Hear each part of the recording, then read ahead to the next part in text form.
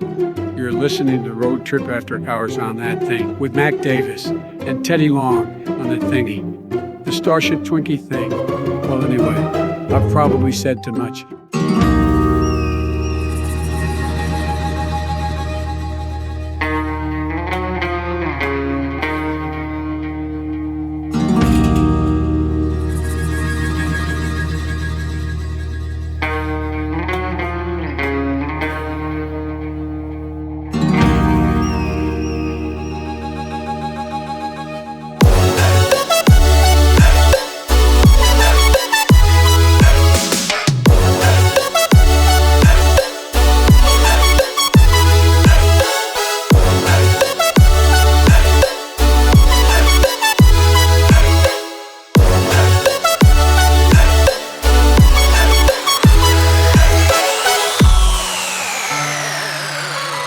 Everybody, and welcome to a brand new episode of Road Trip After Hours. I'm your host, Mac Davis, along with my co-host, WWE Hall of Famer, Teddy Long. Hey, Teddy. Hey, I'm ready with you, Mac, and I know this is going to pop you right now because I want everybody to know this is going to be a great show today with me and you both have had our vitamin C, yes, and we are ready to go. Look, I sat there last night. I was trying to think, what can we talk about on the show today that's a little bit different? I know you, a lot of times we joke around about how you don't like doing the name associations a lot of times, but I did think to myself, who all has Teddy worked for or worked with, as a matter of fact, during your years in wrestling? And I started doing some research this morning when I woke up, and I started amazing myself on the different possibilities of people who I believe you probably have worked with, whether it be in the ring, maybe even as a wrestler in some cases, as the referee, as a manager, or as a general manager. What I'm going to do is throw you these names. I came up just with, now there's probably plenty more, but this is 52 names. 52. Well, let me say this too. Before we get started at the beginning, I'll tell you a real good story. Sure. And that name is Batista. Now, when I first went to WWE in 1998, I think I started refereeing.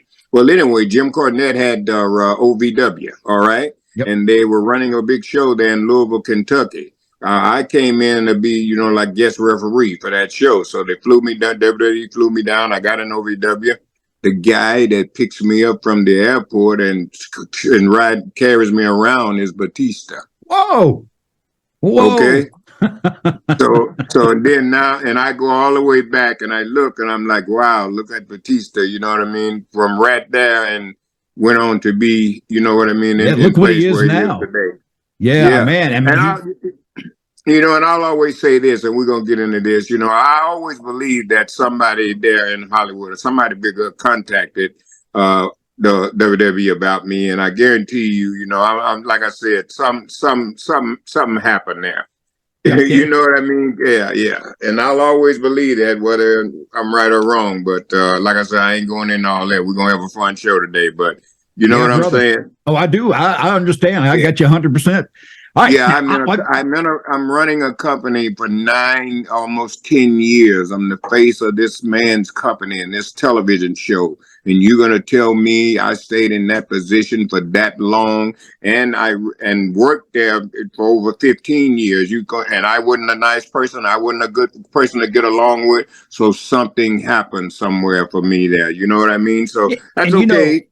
A lot of the fans, Teddy, I notice when they leave comments a lot of times, one of the comments that is very common is, I wish Teddy were still working somewhere. Why isn't he the GM somewhere? That question comes up all the time. And I've seen people starting to suggest that maybe Raw needs a new general manager.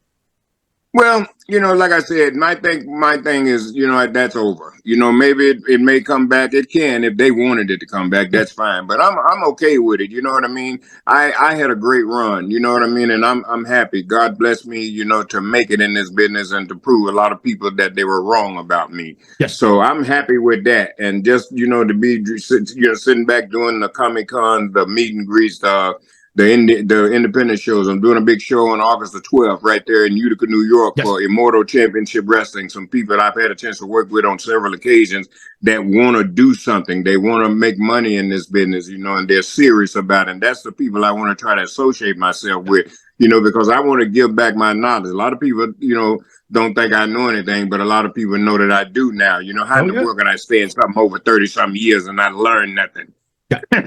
Jesus Christ, come on. Yeah, okay, so you can't help but soak it in. Yeah, and then like I said, when I was out in Texas in SWE, I proved that. You were there. I went out there. They were drawing 50 people. I went out there, turned that thing around. In 3 months' time, they were up to 1,000, 1,500 people. One night, they didn't even have enough chairs. They had to go run out and buy chairs. They had so many people. You know what I mean? That was a promotion that unfortunately bad decisions were made, not by you, but by ownership, if I'm not mistaken. And it just killed a company that really had a lot going. It had a lot of fire under it at that time. Probably one of the biggest upstart indie promotions that I can think of in some time that made such a statement in a short amount of time. And you know what? They thought they knew this. Now, I had a couple of guys that were working there. Max, golly, I can't think of his name right now. Max Costello? But anyway, Max. And then there was another guy, too, that him and Max worked together. What was his name? Golly. But anyway, tell you this, the way I know that the company was being noticed, that if those two guys worked there in SWE and they were like the stars there, I was pushing them. Okay, they were my guys. They went to AEW. AEW beat both of them.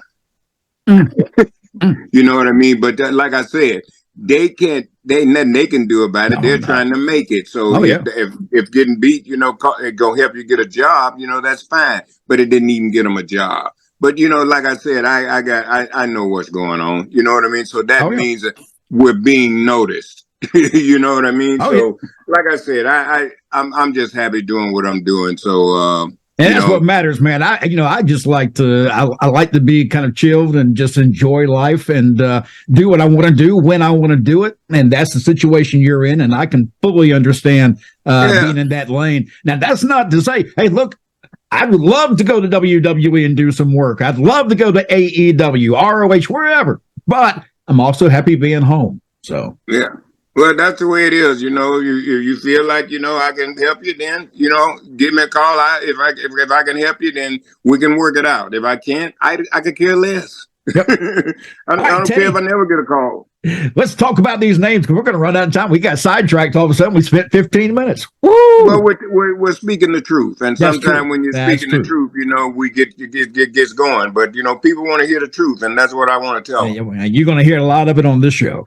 All right, here we go. These are the names, and I'm just going to bring them up. You can tell me, no, yes, I did work with them. It may jog a memory. You go, wait a minute, maybe I did work with them. So I'm going to start way back. We're going to start early, and you can kind of tell me these names. You ready?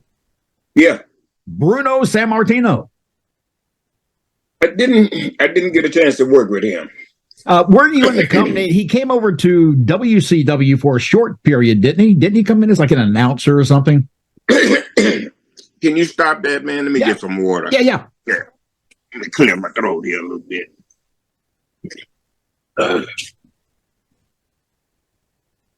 Rufus, what are you doing? Look, I got a bottle too. It'll probably be empty by the time we're finished. Oh, yeah.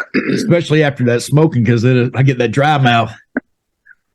And that's what that was coming from. Yep. All right, I'm ready. All right. So the name was Bruno Sammartino. Okay. No, I didn't get a chance to work with Bruno. I had a chance to be at the Hall of Fame there when they inducted him.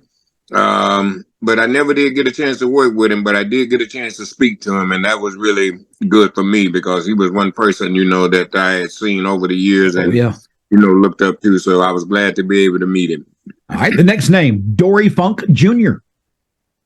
No, I never worked with Dory Funk Jr., but I always had the chance to talk to him and his wife. They had the wrestling school where they trained a lot of the students, and so I always had a chance to talk and have fun with Dory. But I worked with Terry, had fun with him. Okay, and a lot of people Yeah, I was about to say that was the next name coming up. So that's funny that you bring him up. So go ahead. What about Terry? Yeah, a lot of people may not remember this, but they had a thing like Piper's Pit, and they had a thing called Funk's Grill. Ooh. And and Terry Funk always had me, in Funk's Grill, and we always did real funny stuff. And I'll tell you another good story about Terry. He's another one that I call and wish a Merry Christmas to every year, and I check on, because he was another guy that looked out for me and told me about people that, didn't like me. And he didn't have to do that either, but he was another guy that looked out for me, and I never forgot that. Well,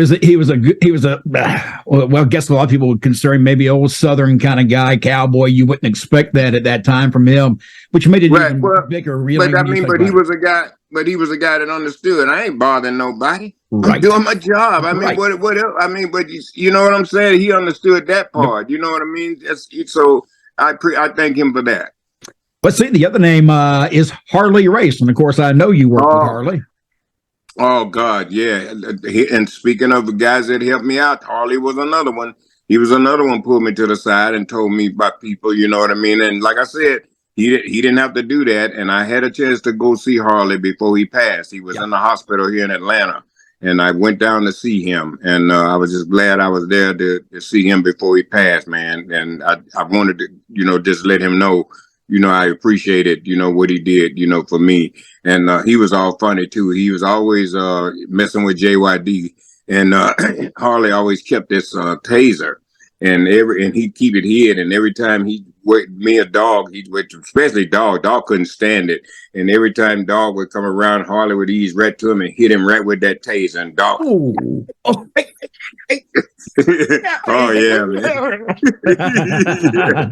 Oh yeah. Yeah, Harley. Oh, yeah, God. That's some good stuff I remember too. Dusty Rhodes is another name. Oh wow, man! You talking about some good people, man. Dusty Rhodes gave me my first job.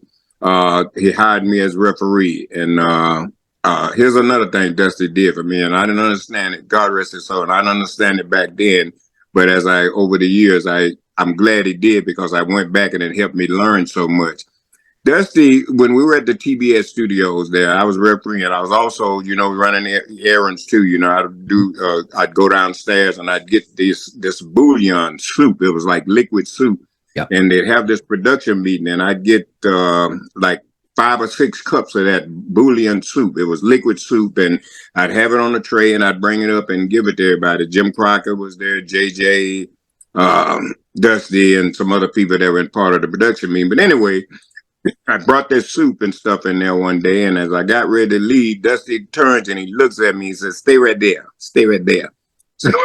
So I just stopped and I stayed right there, and they started going over the meeting and talking and everything. Now, I really don't understand none of it, but as I grew and as I worked, as long as I got into business, I would always go back to that meeting, and then it would hit me. I'm like, oh, now I understand what that meant, But he didn't have to do that. That's just something out of the way, He's just he put you under a learning tree without you even realizing it at first. And he said that to me one time too, because I thanked him, for my job and him, and he said, "No." He said, "No, baby, it was you, Teddy Long. You did that, But I still, like I said, he gave me the opportunity. Yeah. And the other thing a lot of people may not know is when I had Mark Merrow, Johnny B. Bad.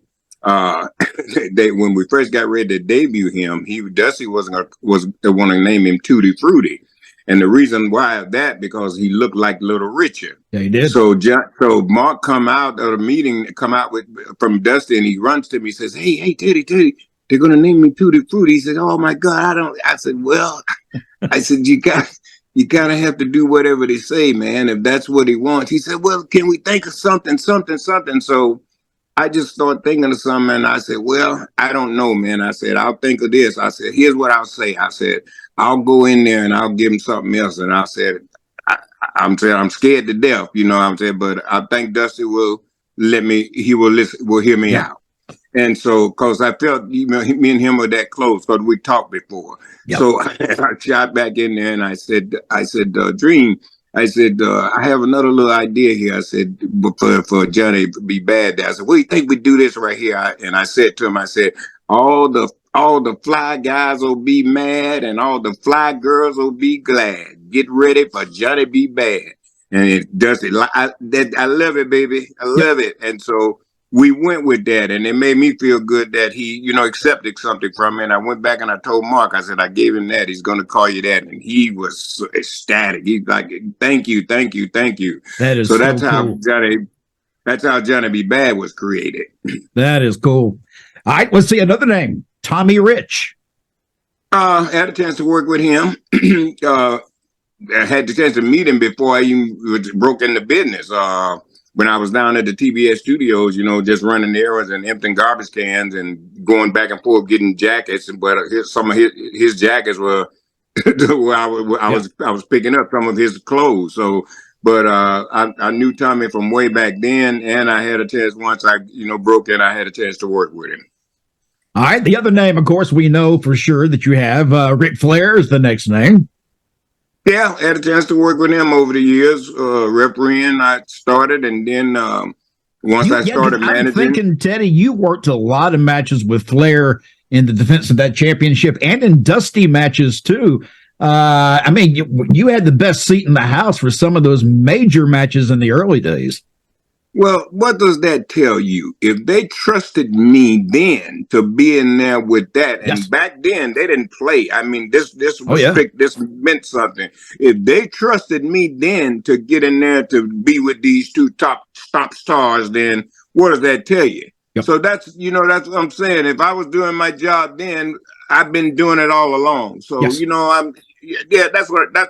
I'm trying to say. Oh, yeah. I do. Here's another name that when you say Ric Flair and you think about those times back then, Ricky Steamboat. Oh yeah, great. Love the Dragon, man. I can't wait to see him on the meet and greets because me and him we have such great conversations. But we go way back. And he's another guy like Terry Funk. He's another guy that I call on every Christmas, and I wish him a Merry Christmas. I always think about him. The Dragon was always one to come and talk to me and help me and stuff. And once me and him really started talking, and he told me one time me and him was talking about something, a finish or something. I think we was talking about, and then I mentioned something about we do it like this, and he looks at me and he said, "Damn, Teddy, you've learned a lot." 30 years, man. I just kept my mouth closed because that's what you do. You have to shut up and listen, and don't let nobody know you know. But you got yourself to a point where when you did say something, they listened. And see, that's the huge difference. You sat under that tree for a while until you learned, and when they knew you learned enough, they started listening to you as well. Well, here's the deal. You don't talk until you're ready. You know what I mean? You have to know when to say something. Oh, yeah. And also when you say something, you have to make sure it means something. I understand this business very well. If I come up with an idea, I also have to think, well, is this idea going to draw any money? That's the first thing. Yep, yeah, it is a business.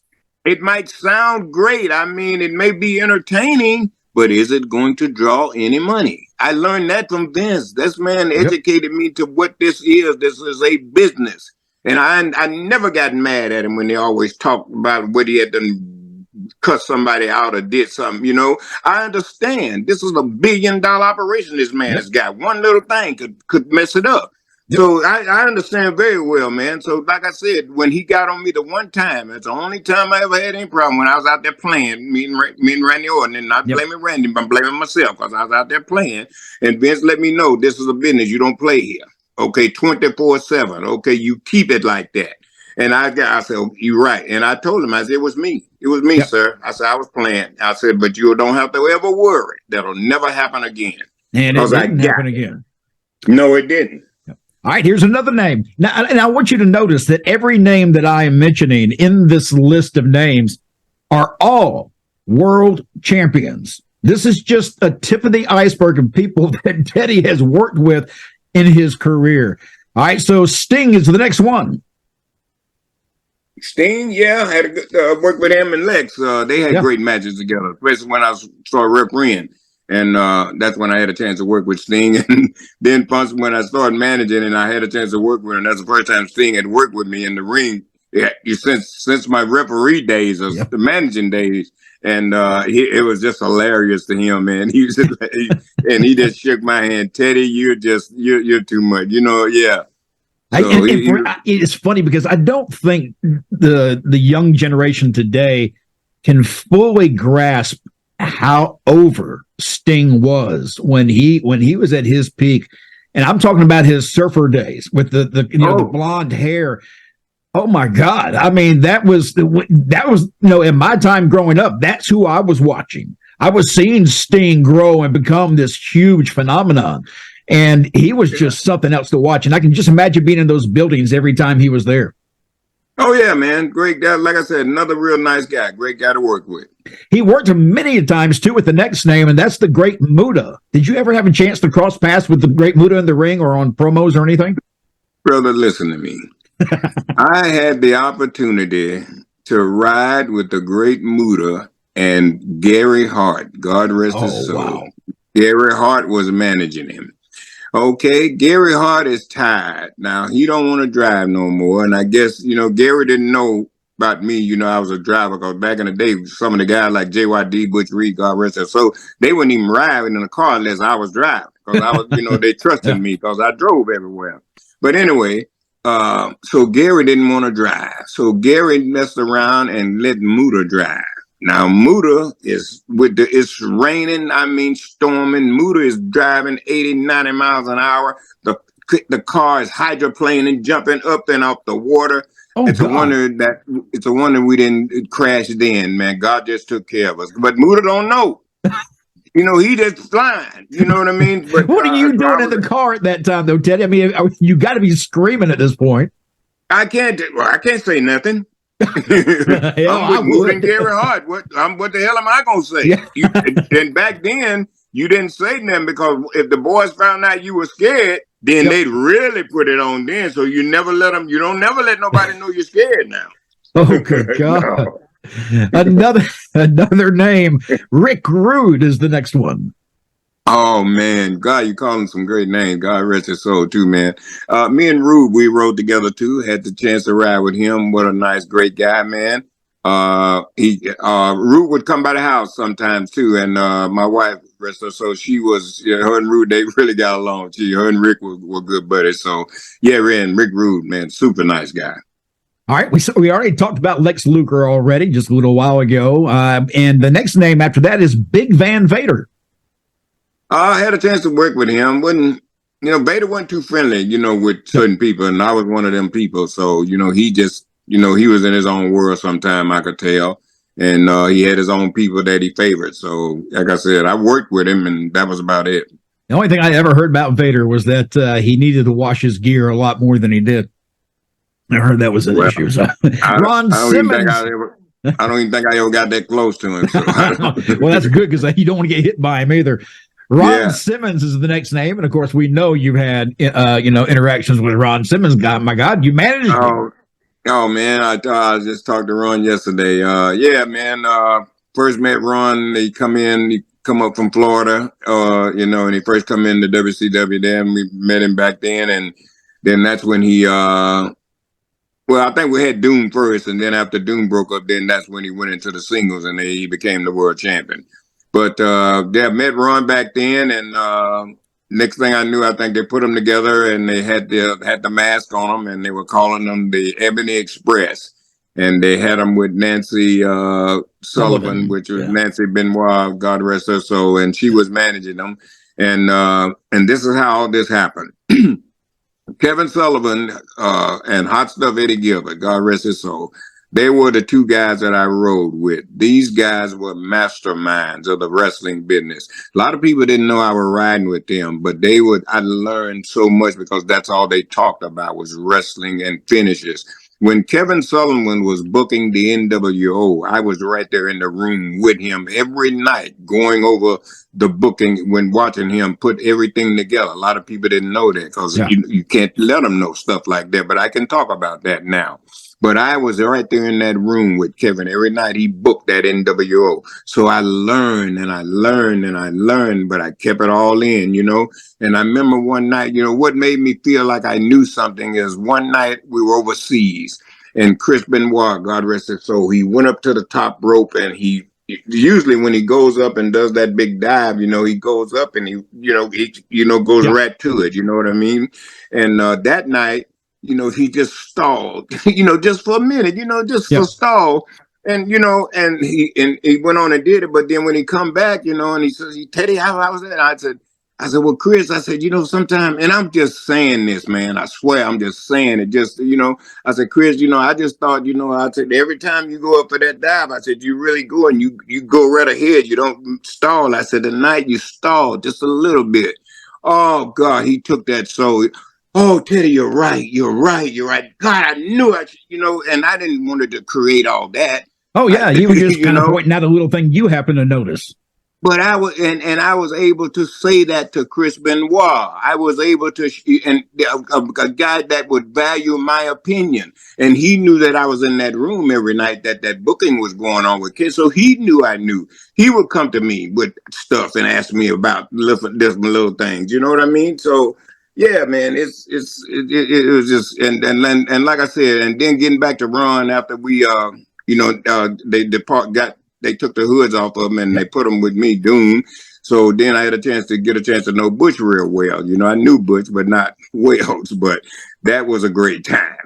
Yeah, I can only imagine traveling and working with those two. And the only thing better than that would have been working with JBL. And can you imagine if Doom had been JBL and Ron Simmons? Oh, well, same thing. I rode in the car with him. It was just like Doom. Yeah. And then when imagine if it had been all three. Suppose you had a stable of them. Oh, yeah, JBL, Ron, and Bush. Man, you would have been kicking ass. Look here, I just realized we were going to run out of time. We have actually gone long, and it's mainly because Teddy and I don't care. But what we're going to do is we're going to stop right here on these stories here, and we'll pick up with these names. And trust me, I still have 1, 2, 3. I got 4 more pages for us to talk about names of people Teddy has worked with in his career, and they're all world champions. This has been fun. What we can do, we will allot some time each week on each one, and maybe 10 minutes, and we'll allow that much time to do them each week until we go through all of them. Yeah, it's just, I've enjoyed this. It's great because it's also fun to see Teddy just kind of think up these stories that pop to his head as we talk about them, because I have not prepped Teddy on these names. He has no clue of the names that I got, sitting down here waiting for him. And that's good. That's good. I don't want no prep. I don't want no clue. I want to be able to tell the truth. Yeah, I want to hear the first thing that comes to mind. I mean, good, bad, or indifferent. It's just whatever comes to mind. Teddy, I enjoyed it, brother. We'll do this again next week. I am Mac Davis. That is WWE Hall of Famer Teddy Long, and this has been Road Trip After Hours. Holla! Hey, look, Teddy, I'm moonwalking.